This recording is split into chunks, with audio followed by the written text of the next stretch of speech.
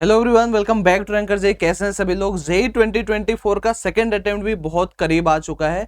ऐसे में मैथ्स आपको फर्स्ट अटेम्प्ट में बहुत ज़्यादा परेशान किया था, तो उसी को पूरा का पूरा एनालाइज करके मैं यहाँ पे आपको टॉप 10 ऐसे चैप्टर्स बताने जा रहा हूँ जहाँ से लो इनपुट वर्सेज आपको हाई आउटपुट मिल सकते हैं। मेहनत आपको कम करनी पड़ेगी और स्कोर करना ईजी होगा, तो रेडी हो जाइए देखने के लिए। पहले चैप्टर हमारे पे एरिया अंडर करो। यहाँ पे आपको कुछ सिंपल कर्व सीख लेना यार। और जैसे सपोज एक सर्कल दे दिया, पैराबोला, इसके बीच का एरिया बाउंडेड आपको निकालना हो, तो यहां से एक क्वेश्चन बड़े आराम से बनेगा और ये गारंटीड है कि एक क्वेश्चन आपके एग्जाम में आएगा ही आएगा। Chapter number 2 LCD. अब देखो, कॉन्टिन्यूटी डिफरेंशियबिलिटी से एक सवाल आता है और लिमिट से एक सवाल आता है। तो अगर आप ध्यान से देखोगे तो लिमिट का इस बार थोड़े से टफर साइड पे क्वेश्चंस थे, लेकिन सीएनडी से इजी लेवल के क्वेश्चंस थे। कुछ क्वेश्चंस मतलब बेसिकली आपका कंपोजिशन ऑफ फंक्शन से पूछे गए थे और कुछ क्वेश्चंस एकदम सिंपली पूछे गए थे। चैप्टर नंबर 3 की बात करें, डिटर्मिनेंट। डिटर्मिनेंट सबसे ज्यादा पूछा जाने वाला है सिस्टम ऑफ लीनियर इक्वेशन, लेकिन इस बार उतना ज्यादा नहीं पूछा गया। इस बार जो ज्यादा पूछा गया, प्रॉपर्टीज ऑफ डिटर्मिनेंट। बेसिकली आपको डिटर्मिनेंट सॉल्व करना था। इस तरीके के क्वेश्चंस अगर आप प्रैक्टिस करते हो डेफिनेटली अच्छा होगा। वैसे सिस्टम ऑफ लीनियर इक्वेशन या फिर क्रैमर्स रूल जिसे हम बोलते हैं, अगर आप वो भी कर लेते हो तो नो डाउट वो भी आपके लिए अच्छा होगा।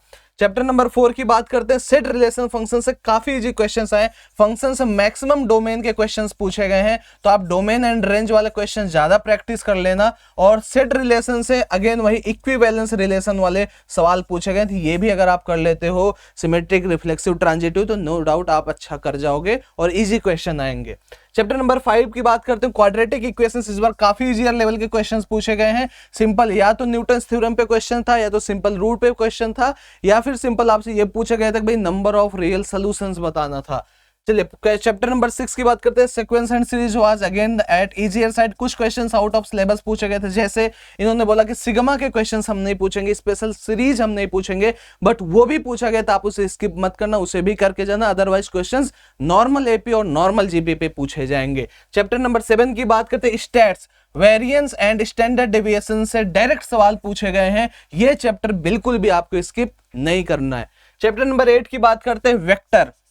सिर्फ डॉट प्रोडक्ट, क्रॉस प्रोडक्ट के ही क्वेश्चंस आएंगे, क्योंकि ट्रिपल प्रोडक्ट हट चुका है जो आपको परेशान करता था। तो नो डाउट क्वेश्चंस बहुत इजी लेवल के रहेंगे, तो आप अगर इसे करके जाते हो डेफिनेटली +4 to +8 मार्क्स आपको मिलने जा रहे हैं। चैप्टर नंबर 9 3D, जो सबसे कठिन पार्ट था प्लेन, वो पूरा का पूरा सिलेबस से हट चुका है। पूछेगा लाइन, लाइन के बीच में डिस्टेंस क्या है, ये सारी चीजें पूछेगा। तो ये डेफिनेटली आप बहुत ही आराम से कर सकते हो और बहुत ही इजी होगा +4 मार्क्स स्कोर करने में। और लास्ट चैप्टर की बात करते हैं, एओडी। एओडी में सिर्फ आपको 2 कॉन्सेप्ट पढ़ने हैं। सबसे पहला भैया आपको मैक्सिमम मिनिमम पढ़ लेना है, और दूसरा आपको पढ़ लेना है भाई साहब increasing and decreasing function, monotonicity of function. Definitely 2 से 3 सवाल यहां से पूछे जाने वाले हैं। और एट द एंड यार मैं कुछ ऐसे क्वेश्चंस की प्रैक्टिस करा रहा हूं जिस सीरीज का नाम मैथ्स जरा हटके। तो इस एपिसोड में आपको कुछ ऐसे प्रॉब्लम्स देखने को मिलेंगे जो एकदम हटके है, जो जेई पूछ रहा है, जेई का फेवरेट बन चुका है, और बहुत ही आसान तरीके से मैंने उसे समझाने की कोशिश की है।